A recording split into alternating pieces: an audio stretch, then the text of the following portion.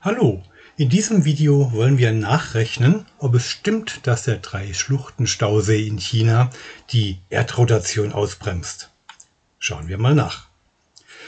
China baute von 1994 bis 2006 das größte Wasserkraftwerk der Welt mit einem 663 Kilometer langen Stausee. Dabei werden 39 Kubikkilometer Wasser des Yangtze-Kiang aufgestaut und in einer Höhe von 175 Meter über dem Meeresspiegel gespeichert. Das ist natürlich ein gigantisches Bauprojekt und hat auch für viel Prestige von der chinesischen Regierung gesorgt. Es gab große Kritik an diesem Vorhaben, unter anderem wegen ökologischer Bedenken, dass nämlich der Wasserspiegel in der gesamten Umgebung beeinflusst wird, dass das ökologische Gleichgewicht gestört wird und vor allem, es mussten zahlreiche Dörfer überflutet werden und Menschen umgesiedelt werden, die dadurch ihre Wohnungen und Arbeitsplätze verloren haben. Die Für und Wider für dieses Riesenprojekt wurden in der Öffentlichkeit ausführlich diskutiert. Interessanterweise hat aber eine Aussage für besondere Schlagzeilen gesorgt, nämlich die Behauptung, durch den Stausee wird die Erdrotation verlangsamt. Wir wollen nun überprüfen, ob das richtig ist. In dieser Skizze habe ich mal symbolisch das Wasser des Stausees abgebildet, hier am Ostrand von China. Wie kann es nun zu einer Verlangsamung der Erdrotation kommen? Durch das Anheben des Wassers in eine gewisse Höhe vergrößert sich das Trägheitsmoment der Erde. Und durch den Pirouetteneffekt, den man ja auch von Eiskunstläufern her kennt, wird durch die Vergrößerung des Trägheitsmoments die Rotationsgeschwindigkeit verlangsamt. Die Größe dieses Effekts wurde von der NASA berechnet und wurde zu ungefähr 60 Nanosekunden angegeben, um die sich die Tageslänge pro Tag verlängern müsste. Wie dieser Wert zustande kommt und welche Annahmen dahinter stecken, das wollen wir jetzt im Folgenden mal berechnen. Aufgrund der Drehimpulserhaltung bleibt der Drehimpuls der Erde konstant. J ist das Trägheitsmoment. Das ergibt sich durch die Massenverteilung um die Drehachse herum und Omega ist die Drehgeschwindigkeit der Erde, also eine Umdrehung in 86.400 Sekunden. Die Drehimpulserhaltung besagt nun, dass dieses Produkt aus Trägheitsmoment und Drehgeschwindigkeit konstant bleiben muss. Wenn ich nun das Trägheitsmoment vergrößere, dann muss ich die Drehgeschwindigkeit verkleinern, also die Drehung der Erde wird langsamer und die Tage werden länger. Wie man das Trägheitsmoment der Erde ausrechnet, habe ich euch in einem anderen Video gezeigt. Das ist dieses Bild hier. Da könnt ihr gerne unten in der Linkliste mal draufklicken und euch anschauen, wie man das Trägheitsmoment der Erde berechnet. Hier wollen wir uns jetzt das Trägheitsmoment des Stausees anschauen. Wir können den Stausee vereinfacht als eine Masse in einem gewissen Abstand von der Drehachse entfernt r annehmen. Dann berechnet sich das Trägheitsmoment dieses Stausees durch Masse des Wassers mal dem Radius zum Quadrat von der Rotationsachse ausgesehen. Die Masse des Wassers erhalten wir aus dem Volumen des Stausees, das sind die genannten 39 Kubikkilometer. Das macht also eine Wassermasse von 3,9 mal 10 hoch 13 Kilogramm. Um den Abstand dieses Wassers von der Rotationsachse der Erde aus zu berechnen, schauen wir uns zunächst die Maße des Staudamms an. Am Boden des Stausees haben wir eine Höhe von 62 Meter über dem Meeresspiegel. Das wäre hier unten.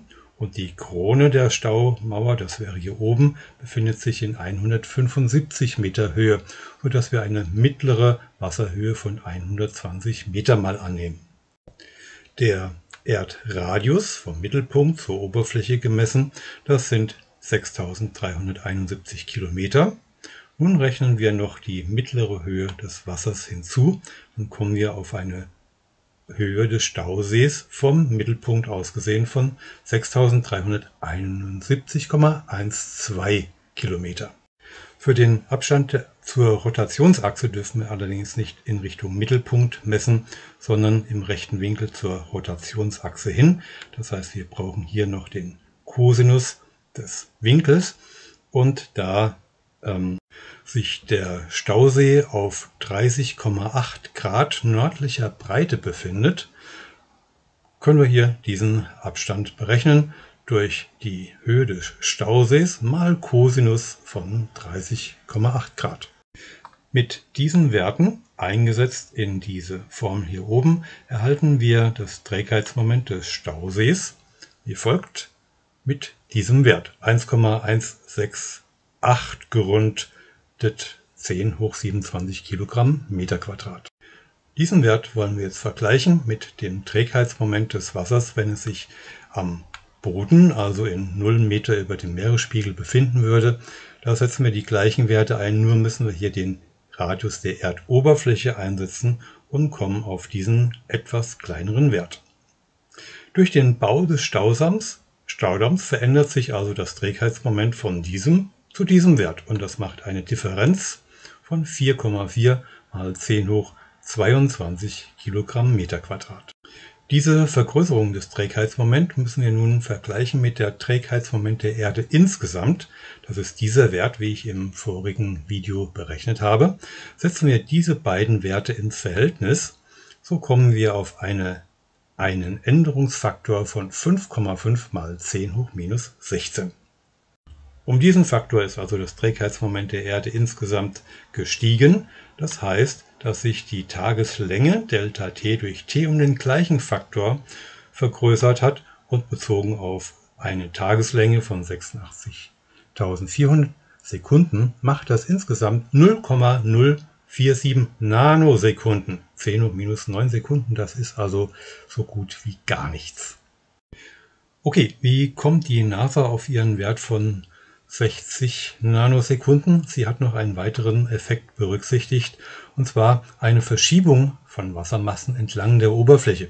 Bisher sind wir nur davon ausgegangen, dass wir das Wasser von der Erdoberfläche senkrecht nach oben gehoben haben. Dadurch kam ja auch schon eine Vergrößerung des Trägheitsmoments zustande.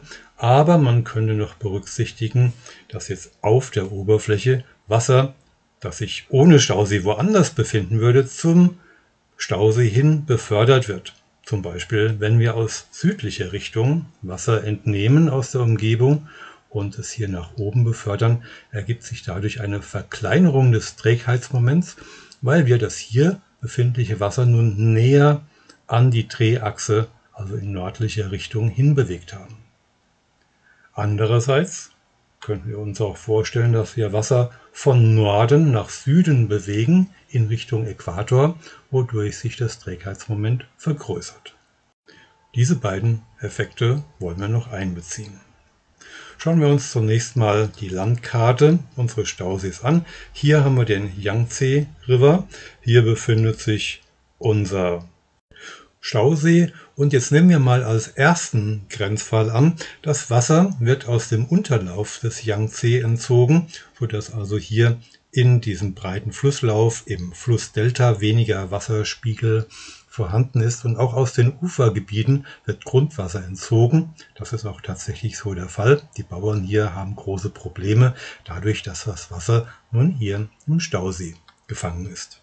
Welchen Einfluss hat diese Verschiebung des Wassers nun auf das Trägheitsmoment der Erde? Wie wir vorhin auf unserer Skizze gesehen haben, vergrößert sich nur das Trägheitsmoment, wenn wir aus nördlicher Richtung Wasser anziehen, oder es verringert sich aus südlicher Richtung. Aber hier der Yangtze verläuft fast perfekt in Ostrichtung, sodass der Entzug des Wassers aus dieser Region hier keinen Einfluss auf das Trägheitsmoment hat. Es bleibt bei unserem vorhin berechneten Wert von 0,047 Nanosekunden Änderung der Tageslänge. Betrachten wir noch den anderen Grenzfall, nämlich dass das Wasser in den Ozean fließt, oder andersrum gesagt, dass sich das Wasser von der gesamten Erde, aus dem gesamten Ozean, neu verteilt und so insgesamt global der Wasserspiegel durch die Masse des Wassers im Staudamm erniedrigt wird. Das ist zugegebenermaßen ein Extremfall, aber wir wollen ihn mal berücksichtigen.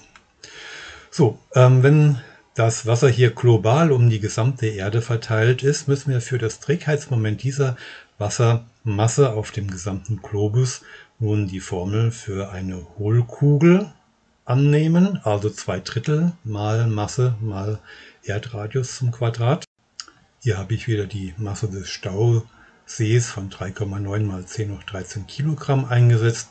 Hier steht der Erdradius. Nun kommen wir auf diesen Wert des global verteilten Trägheitsmoments.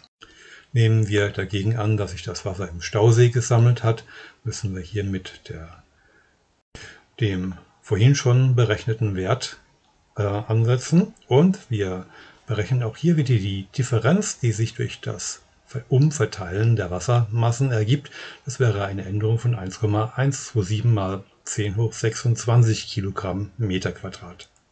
Setzen wir diesen Wert auch wieder ins Verhältnis zur Trägheitsmoment der Erde insgesamt, kommen wir auf einen Änderungsfaktor von 1,4 mal 10 hoch minus 12.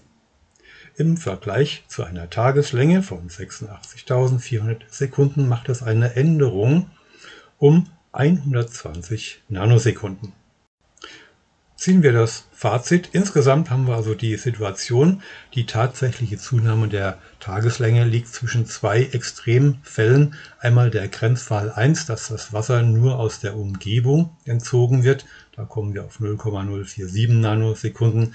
Und der andere Extremfall, dass das Wasser dem gesamten Ozean weltweit entzogen wird mit 120 Nanosekunden Zunahme der Tageslänge. Da man nun nicht genau weiß, wo die Wahrheit liegt, hat die NASA einfach mal den Mittelwert hier angenommen, nur damit wir eine Größenordnung für die Änderung bekommen von 60 Nanosekunden. Auf diesen Annahmen beruht also diese Aussage der Änderung der Tageslänge. Nun schauen wir uns mal an, ob dieser Wert hier überhaupt eine realistische Änderung darstellt. Hier gibt es reale Messwerte der Tageslängen, aufgetragen hier die Abweichung vom Durchschnittswert nach oben in Millisekunden oder nach unten in Millisekunden über die letzten 12 Jahre ungefähr. Ich hätte auch noch einen größeren Ausschnitt wählen können, darauf kommt es gar nicht an. Aber da sehen wir, dass es hier jahreszeitliche oder sogar tägliche Schwankungen in der Rotationsgeschwindigkeit der Erde gibt. Die Tageslänge schwankt eigentlich permanent um ungefähr eine Millisekunde um irgendeinen Normalwert herum. Dazu im Vergleich 60 Nanosekunden ist auf dieser Skala gar nicht sichtbar. Wir können also festhalten, dass dieser geschätzte Mittelwert hier in real überhaupt keine merkliche Auswirkung auf die Erdrotation hat. Tatsächlich liegen ganz andere Probleme vor, die vielleicht von dieser Diskussion um die Tageslänge völlig verdeckt wurden. Die tatsächlichen Probleme sind die ökologischen Veränderungen, die auch wirklich eingetreten sind. Das Problem, dass ganze Dörfer umgesiedelt werden müssen. Und natürlich besteht auch jederzeit das Risiko eines Dammbruchs, was sehr verheerende Auswirkungen haben könnte. Auf der anderen Seite steht natürlich auch ein immenser Nutzen dieses Riesenkraftwerks. Es versorgt China mit einer stabilen und vor allen Dingen CO2-freien Energie von 22,5 Gigawatt. Das ist eine ganze Menge, das entspricht ungefähr 30 Kernkraftwerken, die mit dieser Baumaßnahme sichergestellt sind. Also wir müssen hier Nutzen und Risiken gegeneinander vergleichen. Das ist eine reale Diskussion, während die Diskussion um die Tageslängen wohl eher theoretischer Natur ist. Okay, dann danke für eure Aufmerksamkeit.